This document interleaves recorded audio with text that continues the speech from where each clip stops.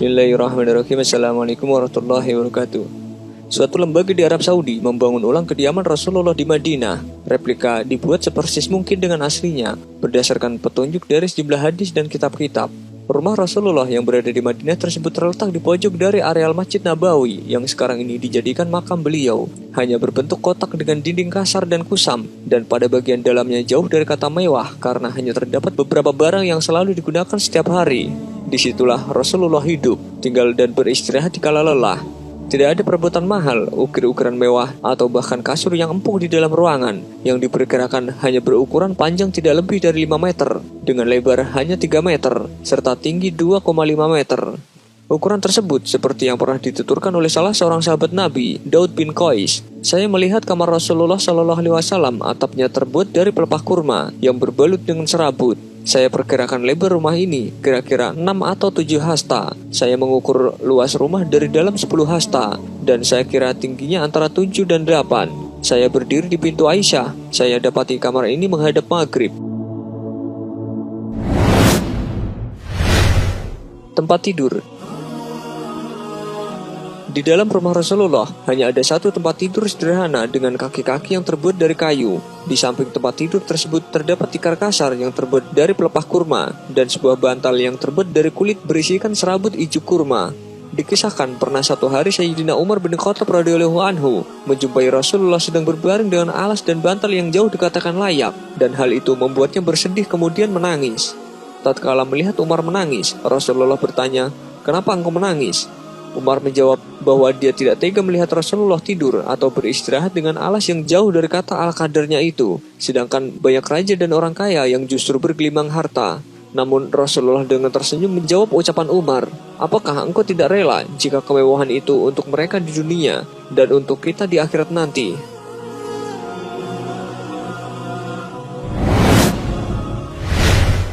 Tidak memiliki banyak perabotan. Saking sederhananya beliau, Rasulullah sampai-sampai tidak memiliki banyak perabotan di dalam rumahnya. Beliau hanya mempunyai sedikit perabotan yang berupa peralatan untuk sehari-hari, seperti alat-alat masak dan sejenisnya.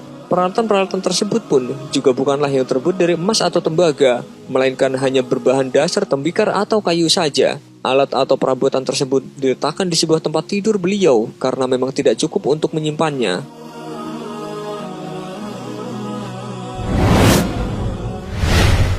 Hiasan dinding. Satu-satunya hiasan dinding yang menempel di dinding rumah Rasulullah hanya sebuah busur panah berukuran sedang. Di bawah busur tersebut juga terdapat anak panah dan sebuah tombak. Sayangnya belum diketahui apakah busur dan anak panah tersebut digunakan beliau untuk berburu ataukah untuk berperang menghadapi kaum kafir yang menyerang umat Islam pada waktu itu.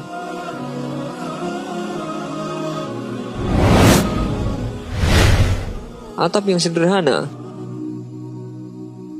Memang benar bahwa atap sederhana yang terbuat dari pelepah dan serabut daun kurma tersebut dapat melindungi Rasulullah dari terik matahari di kala siang. Namun bagaimana ketika malam hari atau juga saat hujan turun? Tentu atap seperti itu tidak dapat diandalkan. Dengan ditopang beberapa kayu serta ditutupi pelepah dan serabut daun kurma, begitulah Rasulullah tinggal dan beristirahat di rumahnya yang sangat sederhana itu.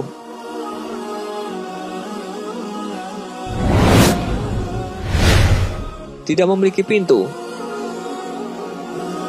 Jika orang kaya atau para raja di kala itu memiliki rumah mewah dengan pintu-pintu berukir indah, tidak dengan yang didapati rumah Rasulullah. Di rumah yang sederhana itu tidak dijumpai satupun balok atau sesuatu yang dapat berfungsi sebagai pintu. Untuk mengganti peran pintu, akses keluar masuknya hanya dibatasi atau ditutup dengan tirai berwarna gelap dari kain saja.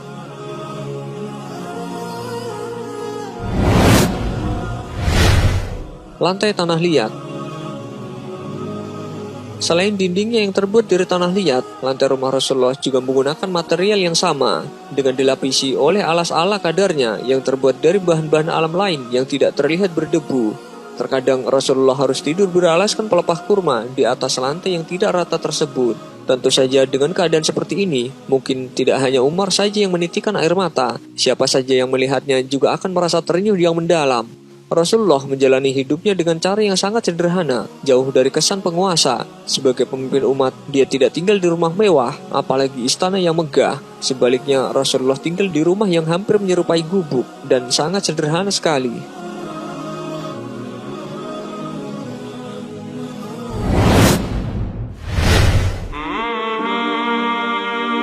Rumah Nabi Muhammad SAW yang berada di Mekah ketika membina rumah tangga bersama Khadijah saat ini berada di bawah tiang lampu. Banyak orang membaca Al-Quran di sini untuk menghormat dan tabaruk kepada baginda Nabi SAW. Sedangkan rumah tempat kelahiran Nabi Muhammad SAW terletak berdekatan dengan tempat mengerjakan sa'i arah timur Masjidil Haram.